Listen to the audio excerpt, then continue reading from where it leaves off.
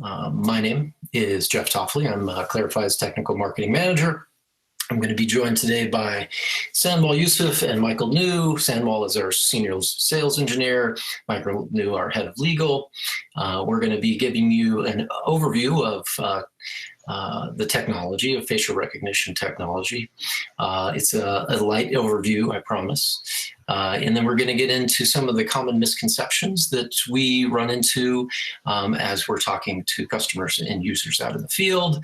We're going to then talk about some of the actual use cases, how this technology is actually in use by businesses today. And then Michael's going to give us an overview of the regulatory landscape. And Sanwal's going to show us the technology in action live in our platform. So to begin with, this is our gentle introduction to face recognition technology. So the question is, how does this stuff work? How does facial recognition work? Under the hood, there is quite a bit of complexity, but the experience, what you would see for most face recognition solutions would be these 4 steps. So initially, faces are detected in an image or a video. This is always talking about visual data. And from there, the faces are going to be analyzed and based on their facial landmarks. Facial features such as eyes, nose, brow, and mouth are identified, and then pose is estimated. So the pitch, roll, and yaw, so you can tell the position of the person's head in space. Once these landmarks are detected, this map is made of the face. A mathematical model, known as an embedding, is then generated. And this embedding provides the system with a template, with sort of a map of the face. And that can then be used for matching. So it can be used to match a face taken in a given scenario, taken live, maybe by a video camera, against faces in a database. And this matching, this embedding is then used in matching in the form of authentication, identification, or classification. These are the different types. Authentication is the case where we're looking for a one-to-one match.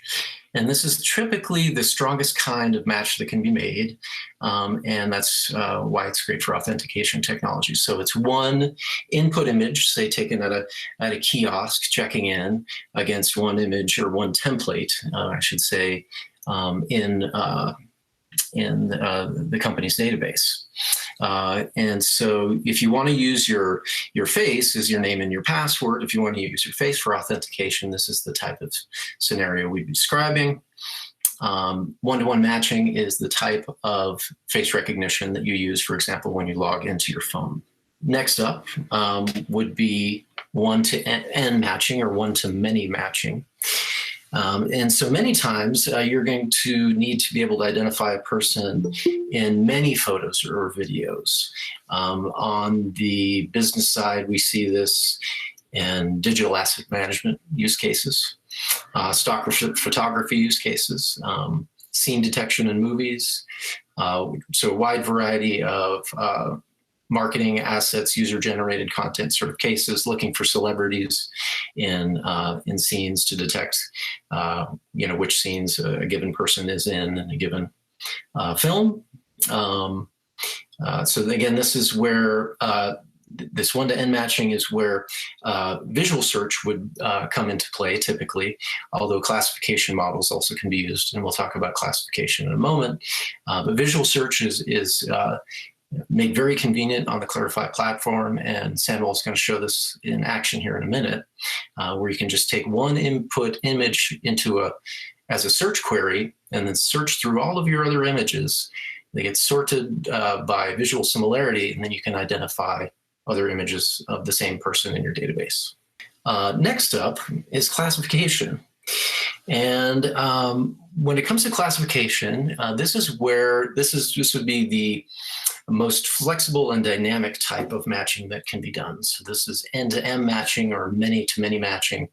And what classification means to you is that basically you can pick any word you like. It can be an abstract or made-up word. It can just be a random string of characters.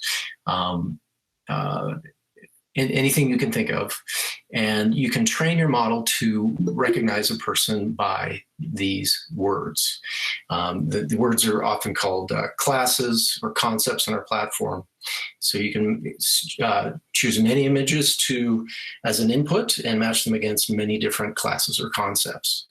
And in face recognition, this typically takes the form of names, demographic information like age, appearance, or other socially relevant information that where we're using our faces to communicate, like mood, like happiness or sadness, this kind of thing. So what are some of the common misconceptions? So that's the sort of the rough building blocks, the rough outline of how the technology works. We want to acknowledge right up front how important face recognition technology is. We certainly think so. We think it's going to have a huge impact on society, and we can't begin to cover all of the implications here, but we did want to dispel some of the common misconceptions that we run up against in the field and give you a more realistic view of how the technology works and show you how customers are using this technology today. The first out of the gate, one that we'd like to dispel, is that face recognition technology is only used for law enforcement. And that just simply isn't the case. We'll show you some examples in a minute, but it's used for a wide variety of practical business use cases. The other myth that we'd like to dispel is that AI in general and face recognition is a black box. But in reality, model performance, so these models that are used to make predictions with AI, is a deterministic system. So with a given set of inputs, you get a given set of outputs, and you get consistent behavior from a given model. And not only that, the performance of these models is quantifiable. So measures like accuracy and bias are something that the Clarify platform would make easy to assess and quantify. And then when you do come across issues of bias in your model, typically there are well-established issues to look for in terms of how the model's been built. Some examples would include that you just don't have enough of the right type of data. So you're not able to represent the full feature set that you want your model to understand about the world. You might have a noisy data set. You might have a lot of vagueness in the data set. So the images either are labeled in an inconsistent way or are have issues of obstructions in the data set, occlusions in the data set, et cetera. Buggy pipelines can be to blame. So it could be that the source of your data isn't producing data in the way that you expected. Biased training samples are another major source of bias in these models, where you just might have more examples of one thing than another thing. And then overly strong regularization could also be an issue, and this has to do with how your parameters are tuned in your model. And so all of this would be quantifiable and adjustable in the Clarify platform.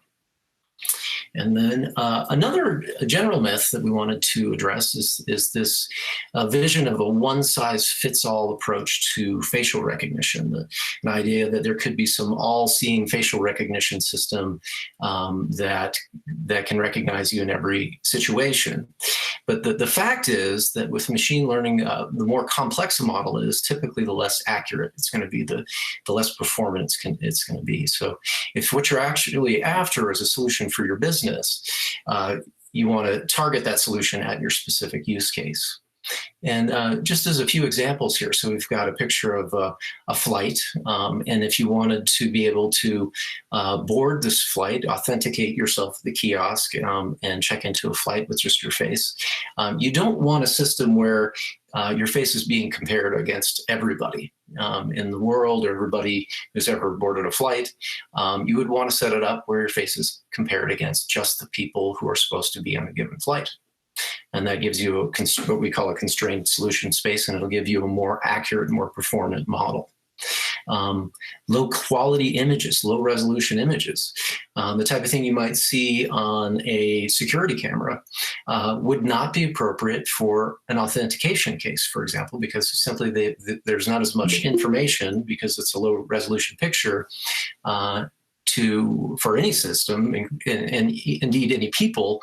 You can't recognize people as well at a distance. Occlusions, another example of an issue that could come up, and one that's been very relevant during COVID times, because we walk around with occlusions on our face with the masks. And the Clarify system is there for our customers at every step of the way and is able to tailor a solution based on the different challenges. In the case of the face masks, we were proud in the early days of the pandemic to be able to adjust our facial recognition algorithms to be able to recognize faces with masks on. And so let's dive into some of what we're seeing in the marketplace. So how is this actually being used? Market insights are a huge area in general. So demographics, audience intelligence, and various permutations of these kind of uses. Point of sale, targeted advertising, guaranteed impressions. So if we go back to that ability for models to tell where a face is positioned, you can actually tell if a person's looking at your advertisement or not. Location in a store, you can locate customers where they are in your store. Sentiment analysis, what is their mood? You can get a read on a person's mood while they're interacting with your product, whether looking at your advertising, and view time are all possible in market insights. And these are technologies we're working with customers on today. Secured access. And we've talked about the airport use case, but really this could apply to any transportation system, and then also to offices and other secured facilities. This is a really popular area, and this is a case where we're seeing both a desire to speed up entry time, to reduce the time people are waiting in line at an airport, and also just to improve security all around through two-factor authentication. And this two-factor authentication is there's a lot of interest in the financial sector around two-factor authentication. So this ability to really be sure to verify that the person in your branch doing a given transaction is the person they're supposed to be. And being able to verify users by face is incredibly useful for this sort of a case.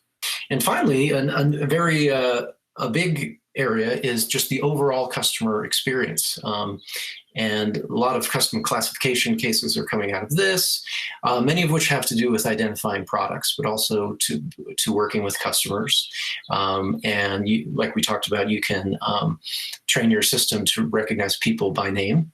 And you could associate their name with a membership, with VIP access, or even just with preferences in terms of what they like to buy.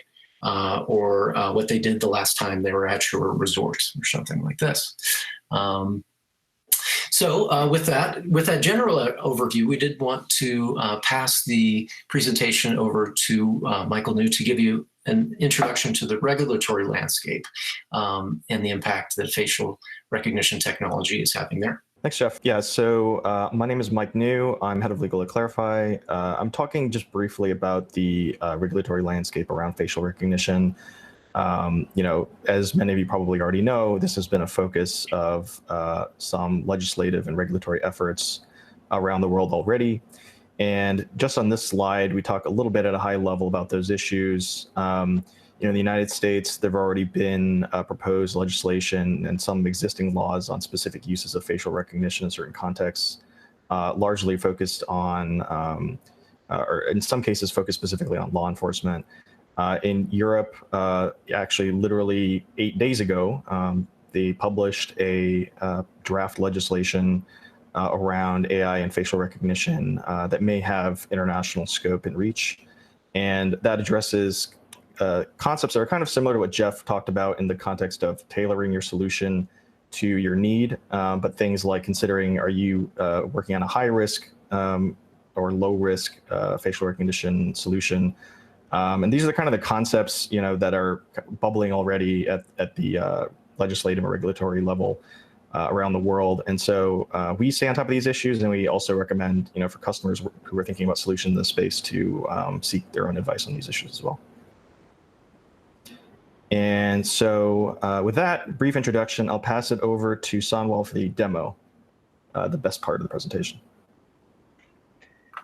So, hey everyone, I'm Sanwal. I'm a solutions engineer here at Clarify. We're going to look at 4 different use cases, the ones that Jeff already highlighted in his presentation. We're going to look at all of them within our portal. If you are new to Clarify, this is our portal. This is essentially where your entire AI lifecycle rests, from adding images to making predictions all the way through. This can be handled within our portal.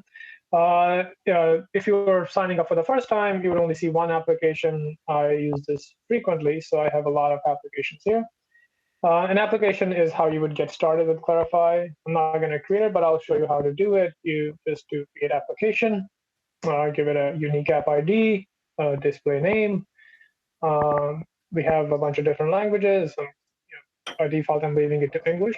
Base workflow is where the main power of Clarify's platform, that's API plus portal, comes in. Base workflows, we have a bunch of these. You're seeing a lot more than we have. You're seeing some extra ones that I have access to because I'm an internal account.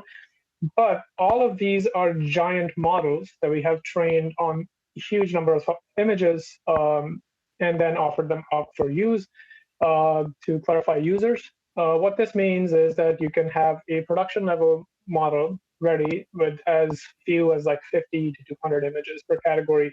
Whereas when I was a data scientist doing this myself before Clarify, each category might require anywhere from like 5,000 to 10,000 images to get something like 70% accurate models. It's huge. I'm going to play mostly with 2 base workflows, that's face and demographics, because these are the 2 main ones that are using face models under the hood. So the first one we're going to look at is the people detect and count, which is we're just going to look at some of the images of people and see if we can count them. But before we get into there, I just want to highlight what is going on here. Within this application, as I mentioned, I've created an application on a base workflow of face. Right? So here, this is where you would land up once you create an application. And when you programmatically interact with this application, you would just use this API key over here, just copy it, put it in your code, and then you can add inputs, train images, make predictions. That's all handled over here. You could add collaborators if you want to work with other people. The second thing is the data mode. Right, so data mode is where you are adding images. You could either browse files, right? You can upload local images. You can add URLs. You can allow duplicate URLs. We have collectors, which is beyond the scope of this presentation, but it's an exciting feature that we have. Explorer is where I have uploaded some images, and I can visually see them, so I don't have to plot each image or plot a group of images using funky libraries. You can just look at model mode is the main thing. This is where you really get to see the power of Clarify. All these models you're seeing are production level, ready to go, and all you have to do is just make an API predict call with your input, right? So seeing the huge numbers of models that you can just add and make predicts. All you have to do is sign up, make a key, an API key, and you're good to go. Same with workflows. Under user Clarify, you'll see all these publicly accessible workflows. Like I said, we'll only be working with face and demographics today. So let's get started on there. So in people detection, I have some images uploaded here, 3 images just to be quick about it. We'll go in here, and under this app workflow wheel, I'm going to put it down and just switch it to face just to make sure I'm on the right model. Now, as Jeff highlighted in his presentation, in one of the very first slides, so this is what so first of all, let's just make note of the fact that it is detecting their 4 faces right here. in an image. So as Jeff mentioned, you have a face, an image gets fed to the face model, which detects faces. Faces get cropped, and then we do the landmark detection and landmark alignment.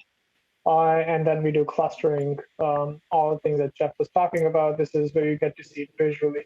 Now, this is a very relevant use case given the fact that we're still in the middle of a pandemic, and face model within like last year I have used a few times to create solutions for people who were trying to control how many people were in a given space, whether that be in brick and mortar stores, in shopping areas, you name it. So right now here are 5 people in this image. So it's detecting 5 faces.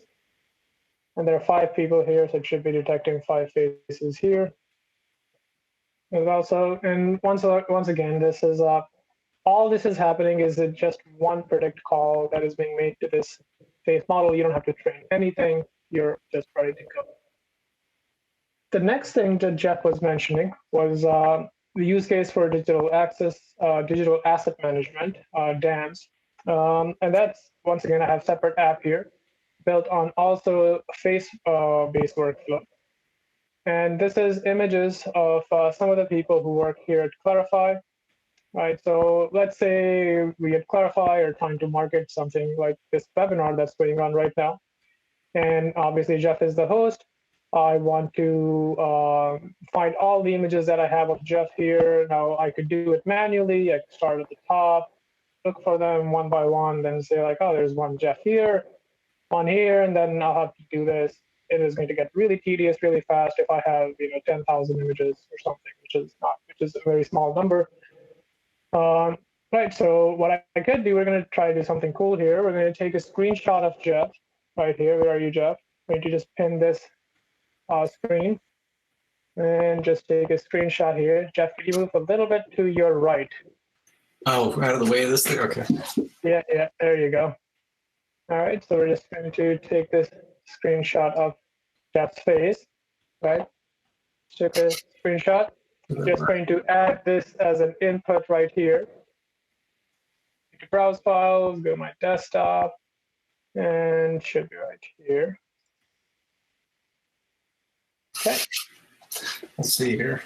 Right. So as we mentioned, Jeff had mentioned earlier that we create. So this image just got ran through the face workflow where we generated embeddings for this image, which Jeff mentioned was a mathematical like a representation of an image. So when we are going to do visual search, we're going to take each of the image and compare their embeddings to Jeff's embeddings and then cluster them together. So we get all of Jeff's images hopefully to the top, right? So I don't have to go around counting. I can just see Jeff is in these images. Now, if there were 10,000 images, that just saved me, I don't know how many hours of time of doing it manually. And that, once again, is happening just with one API predict call for visual search to this app using this API key. All right, the third one, we're going to look at, once again, Jeff mentioned the demographics model, which is used to get user insights, client insights to push to better understand your clientele and make sure you're pushing the best product. And demographics is extremely powerful. Demographics is built right here. It's the same 3 images that we saw earlier, but this time instead of face, we're going to run it through demographics workflow. Demographics is built on top of the face model, right? So it's the face model that gets cropped. So we detect faces, we crop them. But now we do something interesting. We feed it to 3 different models: multicultural appearance, gender appearance, and age appearance, right? So each of the detected faces would get fed to multicultural appearance, where each face would get a probabilistic representation of who we think they are, demographically speaking. And then we would do the same thing for gender appearance for each face, right? So feminine and masculine. And then age appearance. We'll break down each face in a range group of how old we think they are.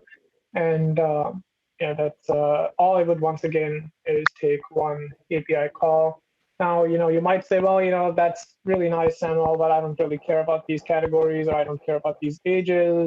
I want specific names that are useful to my use case. And you can do that. You can do that, but forgot to highlight that this app is based on the base workflow of demographics. You can adjust all these outputs that are being given by building your own custom models. Another thing that I have done in the past for a client. And we're going to see a version of that, not exactly based on demographics, but nonetheless, the logic would still follow, is by creating a custom face model. Right. So once again, another app with face-based workflow. Go to Explorer. I have some images loaded up here, and I did some of the work, the tedious work, just to make sure we could get to the meat of the point here, and skip the rest, the fluff. So I have images of Jeff and one of our research scientists, Francesco, here. And let's say I'm trying to create a login, a physical login for Clarify's office. And I only want to make sure that people who we recognize, who we have in our database, get logged in. Right. So I have 3 images from each of them. And I have concepts created here. Creating a concept is pretty easy. Just hit the plus button, add a concept, and you're done. So I labeled 2 images here of Francesco and Jeff ahead of time. Right? So if you do detection dropdown, you can see I've labeled this as Francesco. I think I labeled this one as Jeff. Right? So I have 2 images labeled. What's the point of these 2 images? The point of these 2 images is to create a custom model, right? So, and that is going to help us speed up labeling, because that's where our platform, our portal is so useful, is because you can do auto ML or auto machine learning, where you can label images by the help of an AI model that you just created. So I labeled 2 images, one with Jeff, one with Francesco. Went to model mode, did create custom model, and in context-based classifier, we do custom model training, just filled out a bunch of this stuff and created this model, which we can look at their details right here. Right, so I just gave it a name, Face Jeff Francesco, selected their names, and then made it mutually exclusive, which means that I'm telling the model that in an image, it's either Jeff or Francesco, both. And then I put it in a closed environment, which means that I only wanted to train on these 2 concepts for now. And so, all right, that's done. How is that useful? All right, now that is a precursor to creating a task where I can use this model to help me label the other 5 or 6 images that I have to do minimal amount. So before we can do that, the only condition for doing that is we add this custom model we just created to a workflow. All I did was copy this base workflow that the app is based off of, and then just added the custom model that I created at the bottom of it. That's it. That's all I did. And then, like I mentioned in labeler, I just created a labeling task.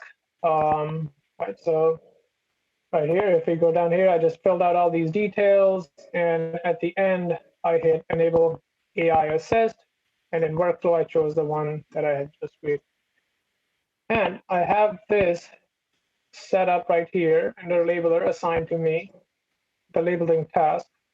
If you give it a second, I didn't do anything. It just made, so we have just labeled 1 image for each Jeff and Francesco. And it's already making predictions that this is Jeff. I can accept it and do submit input, which means that I have just written that image API annotation with that label of Jeff. Same thing for Francesco. I've not done anything.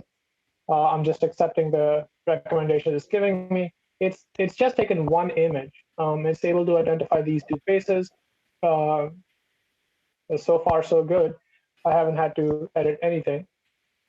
All right, so again, Francesco. Okay. Now, I have had to do barely any work, and you might be thinking, well, how is that useful? It'll become useful when you have to label, let's say you have 100 employees or you have 1,000 employees. How do you make sure that you are doing minimal amount of work and creating performant models. Right? We started off with one image each. By refresh, it should have updated with more images of them. Probably still updating. That's fine. Well, we can use the updated images that we have just created with the annotations of the ones that we just wrote out. Mistake. Okay. Oh, probably just some delay. But anyways, the point still stands that we can use auto AI-enabled assist. I want to keep saying to label images with just using one image. So like we had only labeled these two images, and we were able to train a custom. We were able to use that one image trained model to create a face recognition model in literally like 5 or 6 clicks once the task. Thank you so much, Sanmal, and thanks everybody for joining us.